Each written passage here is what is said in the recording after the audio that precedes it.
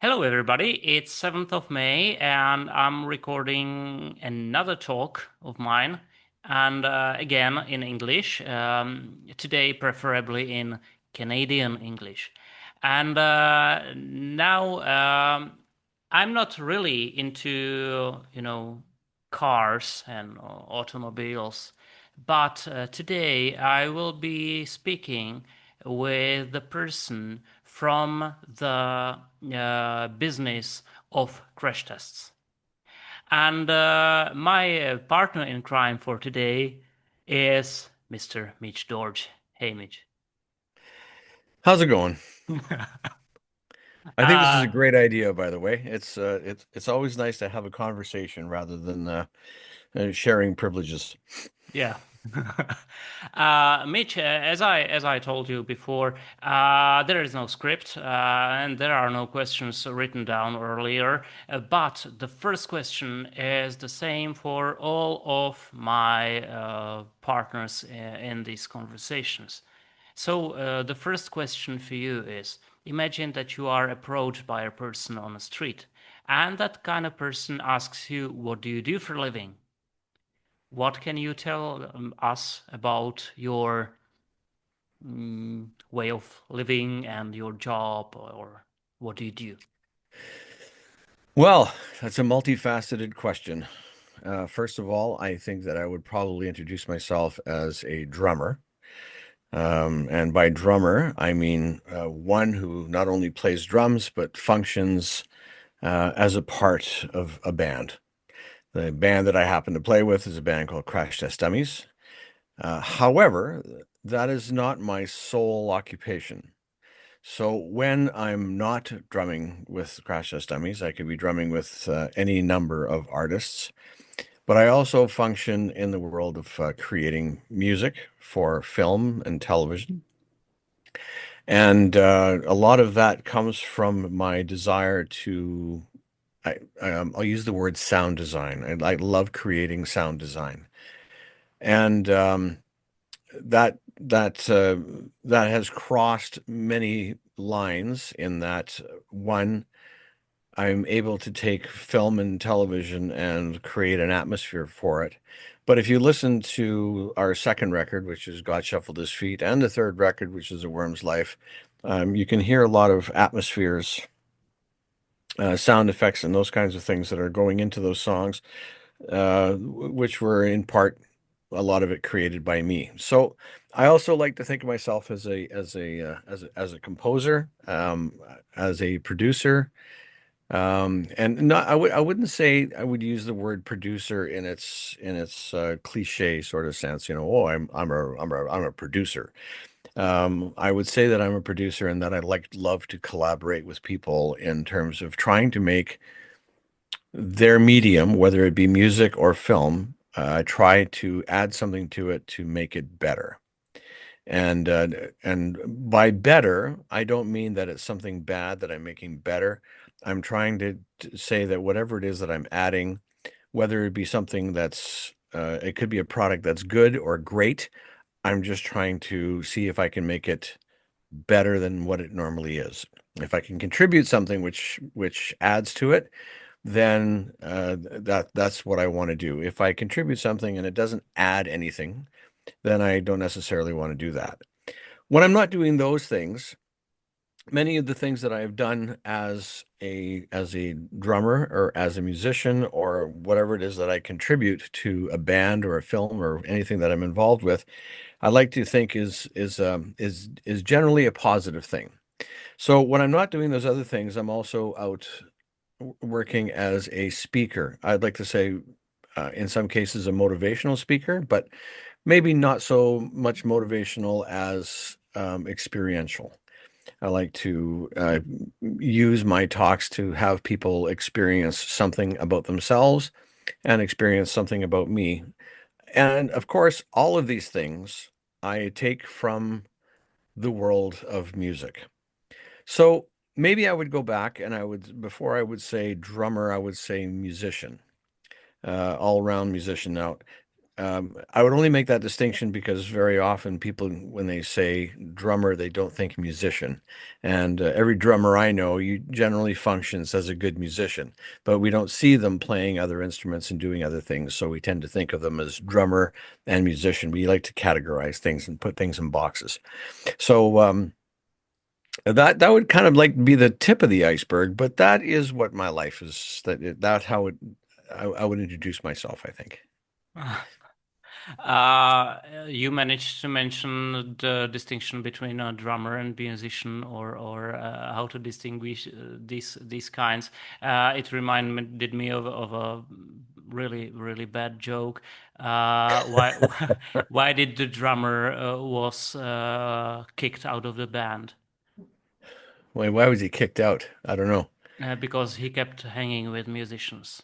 No, yeah. Um, There's a whole bunch of those. yeah. Why? How do you know? What do you call what do you call a drummer without a girlfriend? No idea. Homeless. Yeah. You know, how do you know when the stage is level?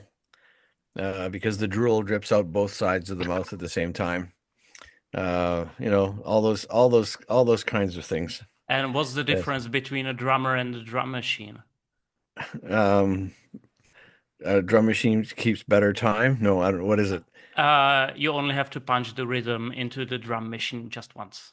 No, yeah. Yeah, it goes on and on and on and Yeah. on. Yeah.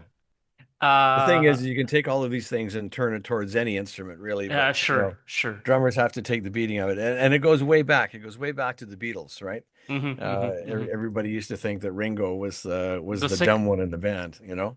And it's and just that he was just the second biggest and greatest drummer in Beatles. yeah, exactly. Okay. So, Mitch, what was your way, or how did you become a drummer? That's a question that's constantly posted to me, and I have trouble answering it because it was never a decision that I made. I didn't one day decide I want to be a drummer. I was that kid that has the same story as a lot of drummers, and that I was always banging on things. I was always, if I was in the restaurant or something like that, I was the kid that would had my knife and my fork, and I would be playing on the glasses and the table and the plates. Anything that made a sound, I would try to do something. I'd like to say that it was rhythmic, but as a child, I'm sure it was just cacophony. And if I was riding in the car, I was playing with the radio on the back of the seat of my dad, or sometimes on my dad. I was just always did that. And when I was about 6 years old, my father came to me and said, "Your sister's been taking piano lessons for some time. We think you should play an instrument as well if you're interested. What instrument would you like to play?" Now, I thought it was pretty obvious, and he probably thought it was obvious too. But I said, "Well, I think drums would be a good idea." And so we made a pact, I guess you could say, or we made a deal, or maybe my father made a deal with me and said that we'll get you some drums, but you have to take drum lessons. If you don't take drum lessons, then and of course, drum lessons was a very different thing than I thought it would be as a kid. And we're going back to 1966 here, Mm. 1967.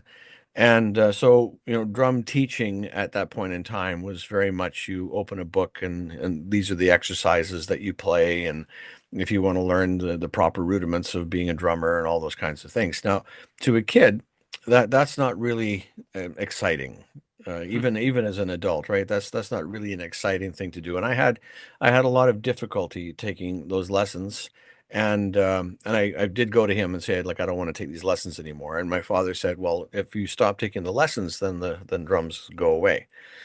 Um, and so it became evident after a little while that maybe it wasn't the lessons, maybe it was the way that the lessons were given. So we tried a different teacher, and that teacher also, again, because we're going back to that period of time, my drum teacher again took out a different book, but it was pretty much the same thing, do these lessons. And so I guess when I was about 12, I guess, or 11 or 12, and my uh, drum teacher that I had quit or moved on or whatever, and I got a new teacher. And that new teacher came into the room and said, like I was expecting, okay, open your book to page 26 or whatever. And instead he came in and said, like, what do you want to play? And I was, what do you mean? What do I want to play? So I don't know, like, well, what's your favorite song? Let's, I got a record player, and we'll put your record on, and then we'll show you how to play whatever song that you want to learn how to play. And that was what, really? This is great. And so I would learn that song, and if there's something I couldn't play in that song, then he would teach me, oh, this is, you can't hear this, but this is what he's doing, and then he would show me, and I would go home and I would practice that. And again, at that period, at that point in time, I wasn't thinking I want to be a drummer. That wasn't what was in my head. I wasn't thinking this was going to be my career. It is just something that I naturally did. I just wanted to do. I wasn't thinking in terms of, because I mean, what kid at 12 years old is really thinking that anyway? It really only came, I guess, a priority later on when I guess 16, 17, Mm. when my father would say, well, after school you have to go to university and you have to get a degree in something. And I was like, well, I don't, why would I do that? I'm playing drums, right? This is what I want to play in bands, and I want to tour the world, and I wasn't thinking rock star. I was thinking, I had friends or I had acquaintances that were in bands and they were touring across the country. Or, I had one particular friend that had gone to France, and I thought that was really cool. They went to France to play, and ended up joining the band with that guy eventually when I was about 21, 22 years old. And we went and we toured in France, and I thought it was great. But it was when my father posted that question to me, you have to get something to fall back on, is what his premise was. And it never occurred to me that I needed something to fall back on. Mm. I'm playing drums. This is what I do. This is what I like doing. And even though I wasn't thinking in terms of career, it's just something that I wanted to do. So it's a difficult question to answer because it was never a conscious decision that this is what I want to do. It became a conscious decision when I was confronted by my father about, you need something else to do. It never occurred to me that I was going to do anything else. As strange as that sounds, because I think a lot of people are thinking about, well, I need to get a job so that I can buy a house, so that I can do all those things. And for me, even in my 20s, I was thinking, well, I'd like to be a studio musician. So what do I need to do that? Well, I need to learn these extra skills. And but while I'm learning these extra skills, I still need to eat, and I still need to put gas in my car. So I would get whatever job that I could get that would accommodate my playing at night. And so I drove for a courier for a while, for a courier service, and I had to get up at 7 o'clock in the morning. Well, I played till 2 o'clock in the morning. Now I got to get up at 7 o'clock in the morning. It didn't go so well. I mean, I did it for a while, but I was too tired. I was too tired in the morning, and consequently, I was too tired at night. Right, so Mm. that didn't Mm. work out. And then, but then I got into the studios and I started playing. And then there's something else that I want to do. I want to get a better snare drum. Well, okay, I'm not making enough doing this, so I found another job that I could do, which I could accommodate my need to play at night, and I could be flexible. And so that constantly came up until eventually I was busy enough that I could actually make a living with what I was doing. And of course, as a musician, any musician, you need to diversify. And so I was, playing stuff in the studio during the day. I was playing in a little jazz quartet in the afternoon, and then I was playing in a top 40 band at night. Weekends, I may be playing out at a wedding or doing something. But all of these things together was actually giving me enough that I could put gas in my car, I could pay my rent, and in my downtime, I could pursue my abilities as a musician further. Mhm. Um, but again, it's kind of what I did naturally. it never really occurred to me that I might want to do something else. So, and to say, when did you make a decision to be a drummer? Well, I kind of always was. And, I guess you could say that one thing I did try to do is, as I did make the conscious decision to try to be a better drummer. And, and that comes, that doesn't necessarily come with being able to play faster or to be able to play polyrhythms and to do all these other things. What it meant being a better drummer was keeping my ears open and listening to what's going on in the band and try to fit in with the band and understand the music and what it needed, and that takes time to develop as well. And work on time and groove and all those kinds of things. But I could work on those things without worrying about running to a day job so that I could accommodate that. So that would have been the thing that said I want to be better at my craft, and so therefore I need to put more time into it, that kind of a thing. So once again, not to be redundant, I don't think I actually ever made the decision to be a drummer. That's just kind of what I always did. And through time, learning to play other instruments, although I can't play them proficiently, and I would never take a gig as a guitar player. I would never take a gig as a keyboard player. You're in my studio here right now. I have all these instruments and I play them all, but I would never go out and profess to be a keyboard player or a bass player or any of those kinds of things. I can get away with it here. But those kinds of things were conscious decisions. Those were things saying, I want to do this so that I can better understand and communicate with my musicians that I play with. Okay, thank you. Sorry, I can run on forever. Sorry. That's totally fine. Speaking of you starting as a musician, you said that you were taking drum lessons, etc. So, what kind of music did you first listen to in the late 60s, early 70s? I think I was more the product of my sister. Whatever my sister was listening to, I would probably think was good. At the time, I can say with a lot of confidence, I think the Beatles was pretty big. That she had a lot of the Beatles records, and so that's a lot of what I listened to. But later on, with my friends, I think I was listening to obviously I was listening to the Beatles. I was listening to uh, I think I don't know how old I was when Kiss came on the scene, but I remember listening to Kiss. I remember listening to Alice Cooper. I remember I'm trying to think what else was I think That's mid 70s, I guess. yeah, that's where I actually was started listening to music on my own, like listening to music that not from what my sister listened to. But it changed in around 1973, 1974. And the main reason that it changed was I was in a music store and I was buying some drumsticks.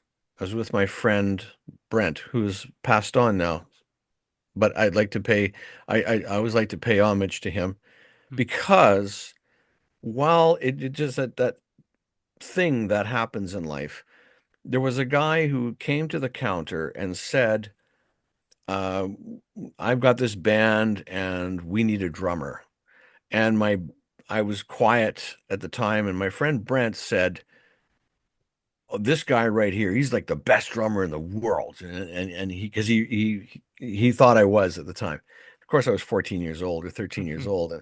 And so he said, "Well, hey, let's get together and jam." And okay, let's do that. So we went and we played with him, and the bass player that was with this guy totally turned my head around. He introduced me to different music. He introduced me to Miles Davis and the Mahavishnu Orchestra and then Lenny White and Billy Cobham and I, I would probably even go as far as to say he introduced me even to Buddy Rich. He introduced me to Keith Jarrett and Dave Holland and uh, I would probably say Ray Brown as a bass player. All these people, Chick Corea, and this was completely different music than I was listening to at the time. As a matter of fact, I can tell you when we had that conversation where my buddy said this is the best band in the world, I was wearing a Queen t-shirt. Um, and so this bass player, his name was John Zilak, and he introduced me to a whole different kind of music, which um, I left everything behind. Like I left the Beatles behind. I left all the music that my sister was listening to, and I left it all behind. And all of a sudden, I started buying records from Miles Davis, and I started listening to the Mahavishnu Orchestra, and I started listening to more to Jeff Beck and Jan Hammer and all these different people, and that became the next 4 or 5 years of my life. And I'm not going to say that I turned into a jazz snob because I didn't, but my what I listened to musically really changed at that particular point in time. And then, of course, the realities of the 16-year-old, 17-year-old jazz musician is not going to make a lot of money. So in order to play in the clubs and stuff like that, I had to shift back to pop music and knowing what was happening. And of course, at that time, that was we were into by the time I made that shift, we were listening to Peter Gabriel and more I guess contemporary sounds of the time. But that shift at 13 or 14, because none of my friends were listening to Hmm. Hmm. to that kind of music. All my friends were all listening to whatever was popular at the time. So that big shift for me changed a lot for me musically in terms of what I thought a musician was or what I thought a drummer should be. And it was a wake up call in terms of because sometimes you think I can play a great rock beat, but then you get into these kinds of situations and you go, ooh, I know nothing. And it humbled me, and that stayed with me for my whole life because there's some great amazing musicians out there. And then I got of course at one point I got into big time because I was playing in a band that was fairly contemporary at the time, but half the material we played was from Steely Dan. So that was yet another sort of plateau of music, which provided me with a lot of growth as a musician. Hmm. That was one question you asked. Sorry, I got off topic there. Thank you for the shout out to Jan Hammer, because he's Czech originally. Yeah, so. Uh, yeah, Hammer was a huge part of my growing up.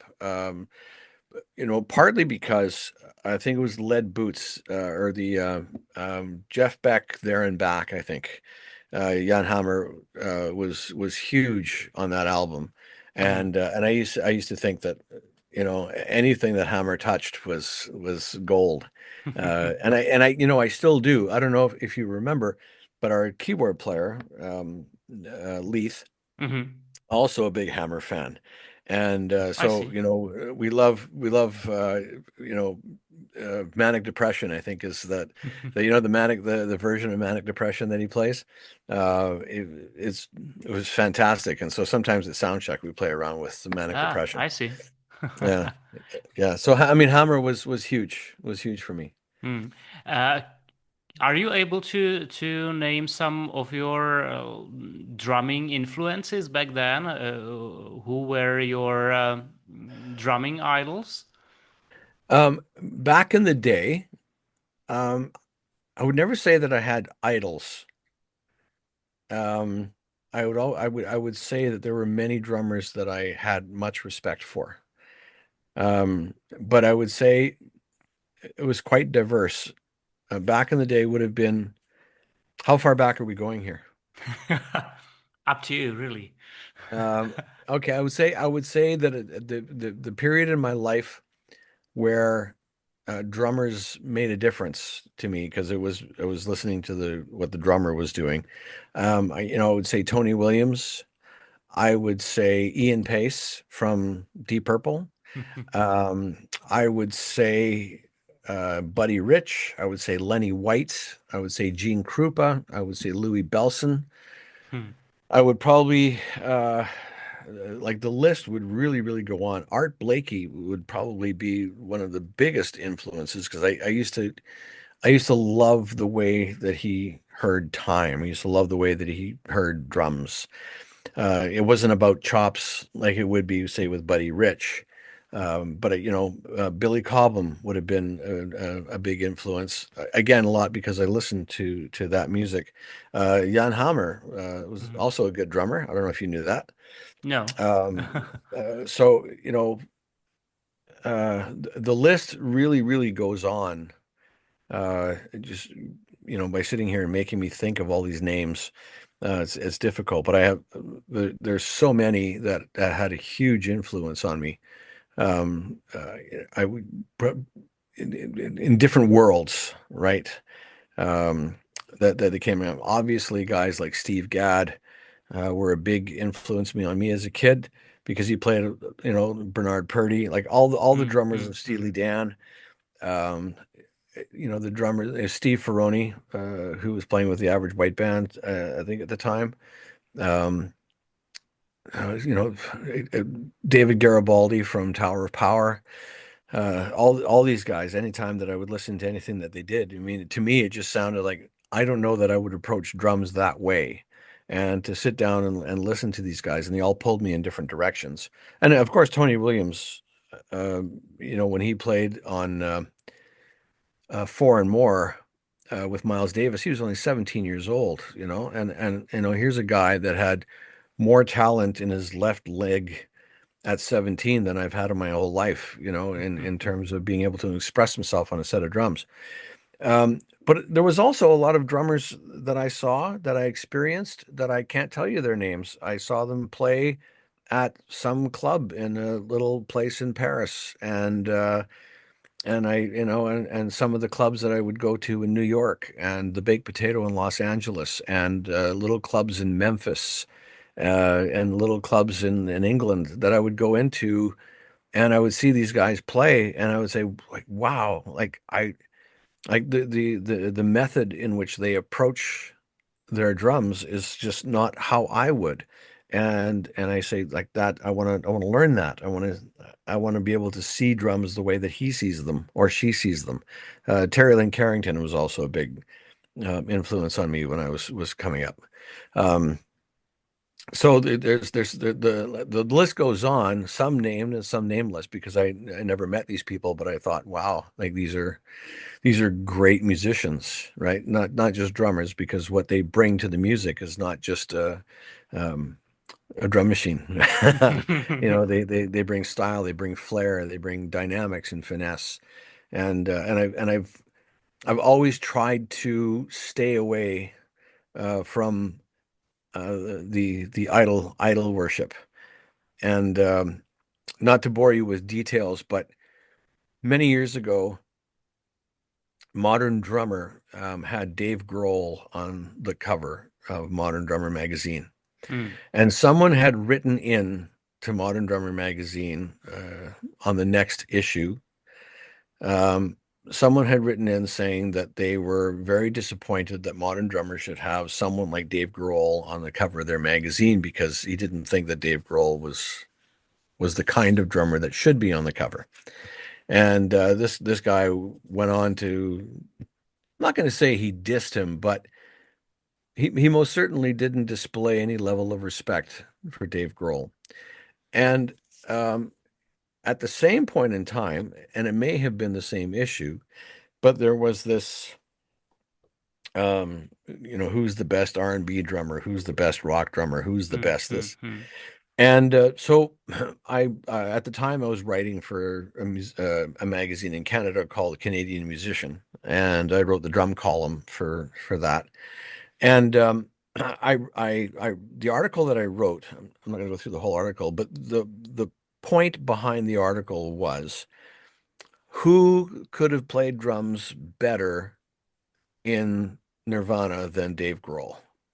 Who could play drums better in Deep Purple than Ian Pace? Who could Mm. play drums better in Rush than Neil Peart? Who could play, they pick a band and say to yourself, like there are great drummers out there and they're all wonderful, but the personality that that drummer brought to that band makes him the perfect and best drummer for that band. And I've always had a very strong dislike for who's the best drummer and who qualifies to be on the cover of these things. Obviously, if you know that person's name, they've done something right. And you know what I mean? And that to me has always been my foundation. So your original question were, who were my influences? And I would say influences many, idols none, but influences many. Uh, so many people that I looked at and said, "Wow, like I wish I could do that as good as that person does that." Hmm. Maybe a follow-up question. Were you able to meet some of your, okay, let's not say idols, but your influences? Absolutely. I'm actually good friends with Billy Cobham. I'm good friends with Terry Bozzio. I've had the opportunity to meet Art Blakey before he passed away, and on a number of different occasions. I've managed to meet Carmine Appice. I've spent time with Louis Belson. I've spent time with Ed Shaughnessy. I've spent some time. I'm trying to think here if I go down the list. Um, uh, I mean, there's quite a few. A lot of them because I've done drum festivals and stuff like that. We used to do a drum camp in Germany where a lot of, I mean, it was just all full of drummers and stuff like that. So I was able to, hang and meet with a lot of different drummers over the years. Um, Sometimes drums is all you really have in common. In other times, for instance, my relationship with Billy Cobham had nothing to do with drums. As a matter of fact, we've spent a lot of time together, and I think we maybe have talked drums once or twice. But our relationship is I'm a squash player, and so is Billy Cobham. And so when I first met Billy was actually on a squash court and Okay. we played squash and we both had this love for squash. And one year we were at NAM. I don't know if you're familiar with NAM, but NAM is the largest music thing. I think the only one Convention, that, yeah. Hmm. Hmm. yeah, I think Frankfurt might uh, might compare to it. But Billy was going around in NAM because he knew I was there, and he was going around asking everybody, like, "Have you seen Mitch? Oh, we got to, and here we are at this big music merchants thing, and he just wanted to make sure he could find me so we could get a squash game in the next morning, right?" So my relationship with Terry Bozzio was, uh, again, I think we made a connection through my friend Don Familaro, and we were in Austria of all places, and I happened to be uh, Terry and I just happened to bump into each other either in the lobby of the hotel or whatever. And he said, I've got a gig tomorrow night, but you're playing your gig tonight. I would love to come to your gig tonight. So, we went out, we had dinner. He came to the show. After the show, we went out, and we had wonderful conversations. Again, not necessarily about drums. We talked about symphonies, we talked about conductors, we talked about one of his favorite TV shows is King of the Hill. So we talked about King of the Hill, and you know what I mean? We connected as people, and very often some of the people that I've been able to connect with over the years, we've connected as drummers because we have that in common.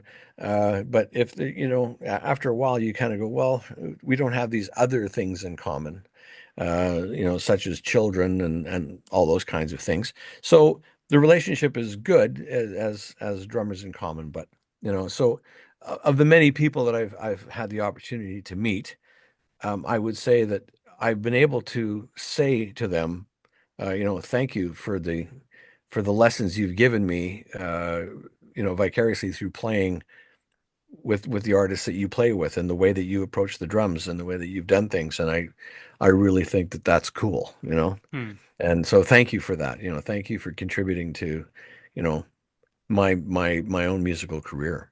Hmm. As a Canadian and a drummer, I have to ask you, have you met Neil Peart? No, at one point in time, we were touring with Rush's tour manager. He was had some time off, so he came and out with us for a little while. And Neil was a very private person, and so I never, um, again, I had nothing in common with Hmm. Neil. Hmm. Hmm. So it would be like meeting somebody and so what do you say to them? Hi, kind of drumsticks do you use? Uh, now, having said that, I do know that when we were on the road in, I think, 1994, something like that, someone had mentioned to me that they thought that Neil played squash. And so I knew that we were going to be in Toronto and I was looking for a squash partner. And I did forward it. But I didn't have, um, 5 or 10 years ago, I would have had the proper channels to be able to communicate. At the time, I didn't have the proper channels, so I Hmm. mean, Hmm. Hmm. I just said, "Does anybody know Neil? Hmm. I just want to find out if I can get a squash game." And for me, in terms of my squash world, my approach is always, "Does anybody want to get their ass kicked?" Right? And so, but that didn't happen. Okay, thank you. Um, Now I want to talk about Crash Test Dummies. I want to point out that God Shuffled His Feet is my all-time favorite 90s album. Thank you for that. And I want to ask you, do you remember how Crash Test Dummies started? How were they formed? Crash Test Dummies was originally formed, Brad and Ellen, I think maybe Ben, but Brad and Ellen were in university together, and Brad was, playing some guitar and writing some songs, and Ellen was doing some singing and some playing. They used to jam around together, and they thought, well, let's put a band together, and we could, play around and have some fun. That band was called Brad Roberts and the St. James Rhythm Pigs. And there used to be a small cafe late night spot called the Blue Note that we used to play in Winnipeg. It was downtown, and most of the musicians hung out there because it was open till 5 in the morning. So most musicians would play at their whatever gig that they had, and then at 1 o'clock or 2 o'clock in the morning, they'd show up at the Blue Note, and everybody would get up and play at some point in time. As well, Brad and Ellen and I think Ben. Originally, I think it might have been the owner of the Blue Note, guy by the name of Hmm. Curtis Riddell. Was actually playing in the band at the time. I think there was a few different bass players and stuff like that, and they it was they play a few different places. They'd play at parties or whatever, and it was good fun. It was only when Brad had sent a demo tape to a Canadian festival in Ontario called Mariposa. The fellow that ran Mariposa, a guy by the name of Richard Flohill, got this tape, thought he thought that the band sounded unique, which of course, Brad's voice and the writing was good. He wrote good songs, still does. And he forwarded it to his friend who was with BMG Records. And he listened to it and said, "Wow, I think this is really good. Let's explore it further." After a little while, then a record deal came into place.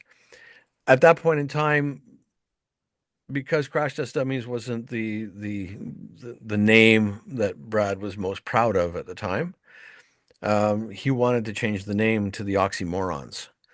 And the record guy from the record company made a suggestion and said, if you guys have a following as Crash Test Dummies, that you should keep the name, because generally what happens with bands when they change the name, something happens and it ends up not working. So his recommendation was to keep the name, and so they kept the name.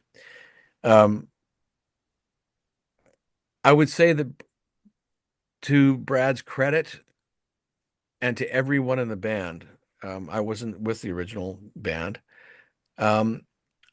Their feet were very grounded, and they never said, we have a record deal. We're going to be rock stars. It's going to be amazing.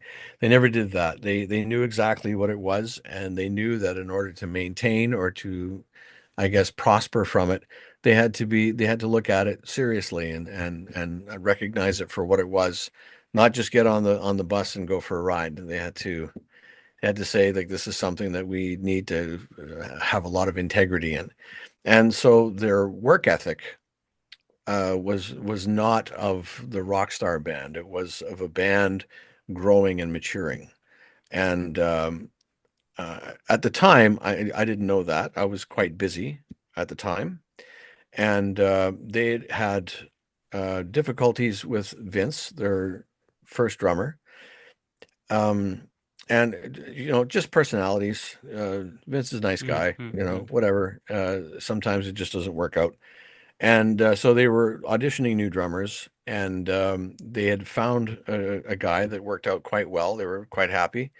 And at the last minute, at the 11th hour kind of a thing, he went off to join another band, which left them in a lurch. And Brad called me and said, you know what, we're supposed to be going down to the Cayman Islands to do a record company convention thing or an industry thing, and this drummer that we had has left, and so we're stuck. We need a drummer. Can you do it? We'll pay you whatever you want, but can you do it, please?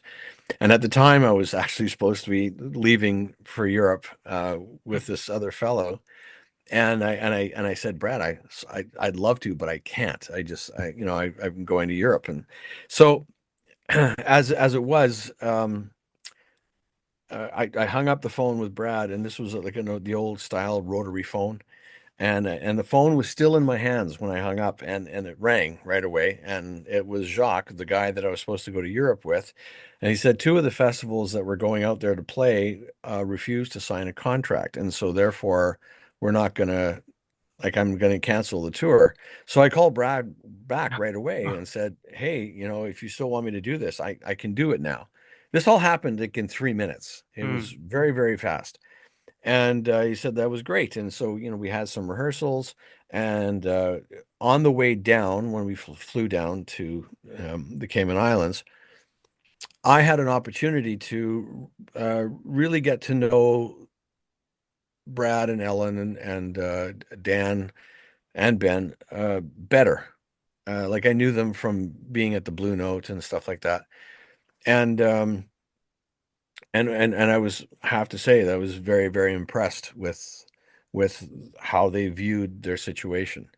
It was like, wow, like these guys actually want to do something musically. This isn't just, hey, we got a record deal, we're great. And so at that point in time, I said, you know what? I mean, this has been a great experience, and I'm, if you guys want, I'm happy to make you like my priority, right? So if you have something going on, I'll find somebody to sub for me for whatever else I have, and I'll do this. And of course, then it came up with, well, what about finances? And I said, well, whatever's good for you is good for me, right? Because I know that you're not making millions of dollars. Matter of fact, you're probably not making dollars. So let's go. And that at that time, I guess you could say, was because that was just the beginning of the writing and the production and everything else that was going into God Shuffled His Feet, which is the band that we have today, right? It's still the same band. Without Ben, Ben went on to do his own thing. But it's still, it's those minds with those talents, with those production values that are still in this band today, which is why I think it works as well as it does. So your question was, in terms of how it started. What was the beginning of Crash Test Dummies? There's two beginnings. One prior to me, and then the one that exists now, which is me, which is 35 years now. God Shuffle His Feet. When you started working on that album, etc., etc., when it occurred to you guys, generally speaking, that it may be a hit? Because it was even back then in the 1993 it came out. It was an international hit, really. So when do you find out that it's gonna be that good? Well, we see things differently. When we started recording that record, the record company was not behind it. Annie Lennox had just come out with her record, which had the big hit "Why." I don't know if you remember that. It was very, very lush, very big sounding, and the record company thought that our production value should be the same as Annie Lennox's. And if you know, at the beginning of God Shuffle His Feet, there's a little loop that's and they thought that should be big and lush and the kind of thing that you want to hear in the clubs. And we were poking fun at that whole thing, because that's what every band was doing. And many other production value things that we were going for in some of the writing, they were angry at us because we didn't have a chorus. They thought it needed words and all those kinds of things. And to their defense, I mean, record companies aren't necessarily innovative. They know that pink lollipops are selling right now, so let's make a lot of pink lollipops. When something different comes along, they don't really know what to do with it. Sometimes they take a gamble and say, well, maybe this will work, maybe it won't. But there's not, back in the 50s, I guess there were some visionaries. There were some people that said, yeah, this is going to be great. But in the 1990s, it wasn't so much this is going to be great. It was, I need to keep my job, so I need to find a band that's going to sell records. So when we finished that record, and during the making of that record, the record company was not necessarily behind us. And I believe that their attitude was very much, we're just going to let it run its course, and you guys are going to bomb, and we're going to find someone else to sign. It did okay. There were no hits, so to speak. But what happened is I can't remember her last name, but her name is Linda. She was with a radio station called 99X in Atlanta in the States. And she heard the record and she thought it was great. And so she instructed her people, I want this record, like play it on my radio station. It didn't take very long, and we'd sold over 100,000 records just in Atlanta. And they had a sister radio station, which was 99X, but it was also in Minneapolis, which is halfway across the country. And so they started playing it as well. And before you know it, we had sold all kinds of records in Minneapolis. Well, when this started happening, Arista Records, which was our record company in the United States at that time, they said, hey, who are these guys? But we'd already been signed to the label for 4 years. They didn't know who we were because we were just an up and coming band. And that's when things started taking a turn. And so they started pushing it. And again, I don't know that it would have gotten as big as it did. But then there was an earthquake in California, and K-Rock, which was arguably the largest radio station in California, they shut down for 3 weeks. And in that 3 weeks, we were climbing the charts at the time. So Crash Test Dummies was on your radio twice every hour for 3 weeks. When you get that kind of airplay, you either learn to hate something or you love something. In our case, I think a lot of people really loved us. So those were two circumstances that we did not see coming. So then all of a sudden record sales were coming up. We were seen as a band that was up and coming. And then we got the call to play Saturday Night Live. Now playing Saturday Mm-hmm. Night Live is probably the pinnacle of our career, I think. At least for me it was. I can't think of anything at the time that was bigger than Saturday Night Live. And after we played Saturday Night Live, I mean, we could do no wrong. It went boom in the rest of the world as well. Um, even still, even at that point, I can't recall a time when everybody forgot about the integrity of the band and everybody wanted to move forward cautiously and to keep the good work going. After God Shoveled His Feet came out, even though we were touring with God Shoveled His Feet, even though we lots of good things happened with God Shoveled His Feet, we didn't want to make God Shuffled His Feet again, and so we Mm-hmm. did A Worm's Life, which was a bit of a turn from God Shoveled His Feet.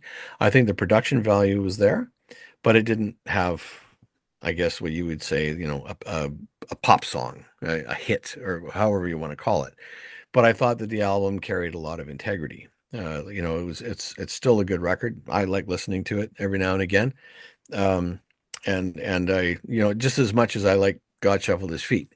And I like the idea that we didn't make God Shuffled His Feet again, right? A lot of bands, when they make a record that sells really well, they make another record that sounds just like the record that they made beforehand, with, different lyrics. Mm-hmm. Mm-hmm. So we didn't do that. And I'm I'm proud of Brad and Dan and Ellen and everybody who was involved with that project, to say, yeah, let's not make the same record again. Let's make something different. Let's move forward. Let's be musical, right? So your question, I believe, was when did we know that we had hit it? And I would say that all the signs were there that we hit it. I mean, played Saturday Night Live. We played David Letterman.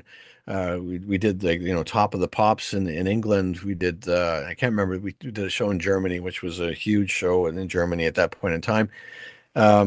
We were doing all these things, and even though that they were all happening, I think we all recognized that this was probably good for our careers. But I still don't think that we had, we did it. That I don't think we never had that attitude. We had, okay, well, where do we go from here? Okay. So now from Crash Test Dummies, you mentioned that you can call yourself a music producer. I want to ask for your opinion, or if you use AI in production, and what's your opinion on AI in the music industry? Well, I can say up until now, I haven't heard anything from AI that I haven't heard before. I've heard a lot of what I have heard before. Um, does it sound great? Absolutely. Have I heard it before and it sounded great before? Absolutely. Have I heard anything from AI that is new? No. Mm-hmm. I haven't heard anything which I have felt is new.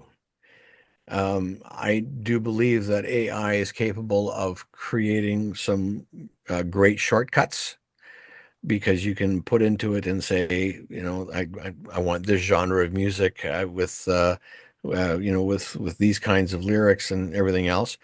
I still think it's in its infancy. I think it has potential to become great, but right now, I see it as giving you the ability to take the best of all these other things and have it do some work for you and bring you into this. I don't think AI knows what good music is. I think you can give it direction and but um, I haven't heard anything yet, and that's not to say that I won't hear anything, but as of now, because all I can tell you is what I've heard up until now, a lot of people have come to me with their ideas, which they've put into AI, and it's come back at them. And a lot of it sounds like everything else, maybe a bit better in some instances. But I haven't heard anything that I don't want to sound because it sounds stupid to me, but I haven't heard anything which has pierced my soul. Mm-hmm. I haven't, Mm-hmm. and I've heard some good pop tunes, some good rock tunes. Um, but music is about space, it's about dynamics, it's about not so much what you sing, but how you sing it. It's not so much about what you play, but how you play it. And it's the personalities of the people that are involved in making something. And sometimes those personalities work together. Sometimes those personalities works against each other. But it's those tensions and harmonies that that create something. I mean, I've always said that it's if there's somebody in the room that you don't get along with, you don't see eye to eye. Everything they say, you go, oh man, that guy's stupid, whatever. But that has an effect on you. It has an effect on how you think, has an effect on how you play. And I don't think that AI has figured that out yet. Right? It figures out, if you could say, I mean, and um, even if you could go to AI and you could say, okay, this is the band, right? The bass player is bipolar. He's got too much confidence because he's only 5 feet tall. But he walks into a room like he's 8 feet tall. He's had a fight with his girlfriend, and in his spare time he reads serial killer books, and he likes calligraphy, and he likes to garden. Now, how is that guy going to play bass? I don't think they've got that figured out yet. Um, Whereas, I know a bass player like that. You know what I mean? And what he brings to the table is I think what makes some music what it is. Mm-hmm. I think if you listen to God Shoveled His Feet, in particular that album, because that's the one that everybody knows. But I mean, it was a process making that album, and I think that album is made up of those personalities. It's not just songs; it's how Ellen hears harmony. You know what I mean? Like you could, if you went to AI and said, how do you hear harmony? Well, it hears harmony Mm-hmm. the way that the input that's been given to it, but to say, do you have your own unique personality that you bring to it? So, in answer to your question, AI, as impressive as it does a lot of things, but I haven't heard anything yet which is new. Um, I think it could reproduce something that Karl-Heinz Stockhausen could do, or that John Cage could do, or that Tom Waits could do. They could definitely do something that sounds like it, um, but just isn't it. Not yet. Uh, is it coming? I'm sure. I'm sure it's coming. Eventually, AI is going to develop a personality. But until then, and to say, I couldn't say to you that I don't like it. I couldn't say to you that it's garbage. I couldn't do that because I think it's doing some amazing things, but it hasn't done anything that has bent my ear yet. Mm-hmm. And about the new or contemporary music, do you listen to contemporary music? Uh, no. The short answer is no. One might ask why. Partially because I play every night. When I'm home, I'm in my studio and I'm working with film and television and doing these kinds of things constantly. When I'm not doing those things, sometimes the last thing I want to do is listen to more music. You I know what I see. mean? Mm. Because after a while, it becomes a wash. Now that's for me personally, because I mean, Leith and Stewart in the band, like they're constantly listening to music. They're hearing it all the time. I'm always amazed. You walk into a room and you mention some band that comes from the ghettos of Warsaw, and "Oh, yeah, those guys, well, those guys are really good. Uh, you know, but I think myself sometimes when I'm not making music, I just want to walk my dog. I don't want to hear anything more. Now, having said that, somehow, when someone talks about a particular piece of music, somehow, in a lot of cases, I've heard it, and I don't know how or why. Okay, and you mentioned that you do some speaking, that you are a speaker. I've got a particular question. Can you compare you as a musician and you as a speaker? Do you have stage fright? No, not at all. I never have. Uh, and I don't really have empathy with those who have stage fright. I understand it, but I've never had stage fright. I've always approached, and this is not consciously, I mean, because I've been asked about it, and so I've rationalized it. But I mean, I always approach whether I'm on stage with the band or if I'm in front of people as a speaker. I always approach the situation like I've invited you into my living room, and I want you to feel comfortable like you're in my living room. And I'm not here to impress you. I'm not here to change your life. I'm here to share some ideas with you.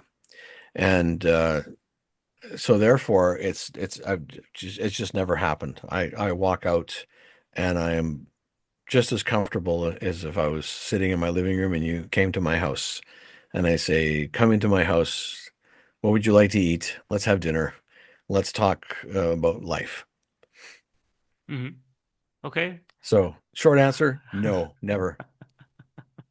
Okay, Mitch, I've got one more question for you. Um, you probably have already answered that, but I want to have a more wider approach to that. So, what do you do when you are not working? How do you relax? How do you recharge your batteries? Well, first of all, I'm an avid squash player. I'm on court every morning, sometimes twice a day. One of the reasons I love the sport as a sport, but one of the reasons I love the sport is because it has nothing to do with the rest of my life. It has nothing, the guys that I play with in general, I mean, there's a couple obviously, but in general, none of them are musicians. So we don't get stuck into the conversations that musicians have. A lot of them live a life very different from mine. And so we find the common ground to have conversations, which is lovely because again, it's out of the element that I work in. Um, I have a German Shepherd that I take for long walks every morning and every night. I ride my bike. She runs. She loves to run, and I can't run as far as she can, so that's why I take my bike. We go for 5K, 5 kilometer walk in the morning. We go for a 5 kilometer walk at night, sometimes more. It depends on how much time I have. Again, I find that very relaxing because I'm out. I live in the country. I don't live in the city, so uh, I'm out with nature and my dog, and the birds and the rabbits and the coyotes, and that's wonderful. Every now and again, I see a neighbor and we have a conversation. Um, and I have learned in my life that it is important to spend time with my wife. My wife is not a musician, and so we do things that romantic people do. And I love her as much now as when we got married. And I love walking and holding her hand. I love listening to how her day was. And on the weekends, if I'm home and I'm not working on a project, we have our children here, and we have a big dinner, and we don't talk about music. We don't talk about Crash Test Dummies. We don't talk about television or movies. We talk about what their life is like, and I'm able to be a human being, and not a composer or a touring drummer or any of those kinds of things. A lot of that has to do with my age. I realize that as one gets older, your priorities change in life. There would have been a time where my days, if I wasn't making music, I was listening to music, or I was practicing to get better, or all those kinds of things. I no longer have the need to be the best drummer in the world, because I don't think that the best drummer in the world exists. I try to be the best, music collaborator is what I try to Mhm. do. But those other things which take me away from the other half of my life, the most of my life is in music, is playing drums, is collaborating with other musicians. And those things, my family, my dog, the world of squash, all of those things are completely away from and a different way of thinking, a different way of being, and I absolutely I love it and adore it that I can do both of those things. Okay, Mitch, thanks very much for your time. Thanks very much for our conversation. Yeah, So sorry, it's been a I pleasure. tend to talk too much. That's totally that's totally fine. It's been a pleasure meeting you once more after we met in Prague. So you can say you can greet the other members of the band if you want to for me, and I really appreciate that we had this wonderful conversation, and wishing you the best, and wishing you to stay at this way of living you do have right now, and keep on enjoying being Mitch. I fully intend to. Mitch, thanks very much, and bye bye. Okay, bye bye.